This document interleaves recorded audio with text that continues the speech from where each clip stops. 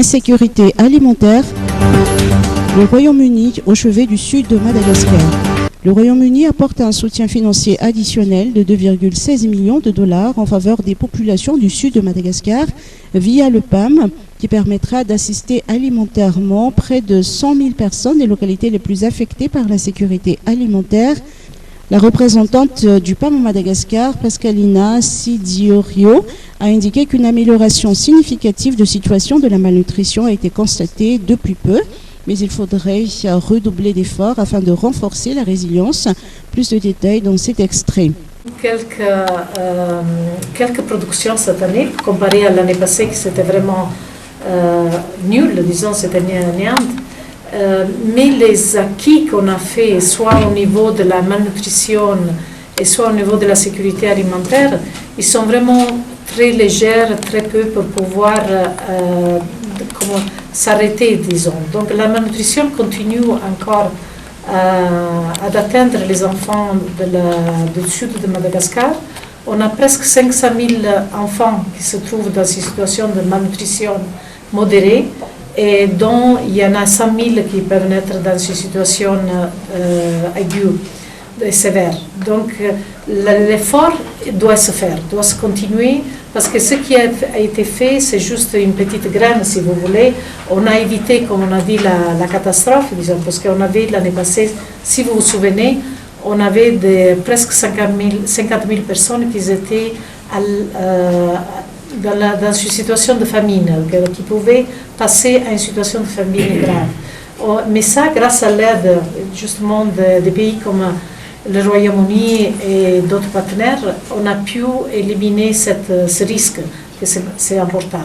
Aussi, on a réduit le nombre de gens qui sont à IPC 4, on les appelle dans le niveau de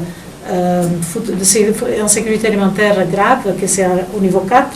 Donc là, on a un défi sur la partie en sécurité alimentaire sérieux. Donc c'est plus de 1 900 000 personnes, comme on a dit, et qui sont toujours dans une situation critique et qu'il faut les soutenir pour ne pas que ça détériore et les amener, si possible, à un niveau inférieur de risque. Et donc, pour aller dans la malnutrition, en particulier, le PAM est en train de travailler beaucoup sur la prévention.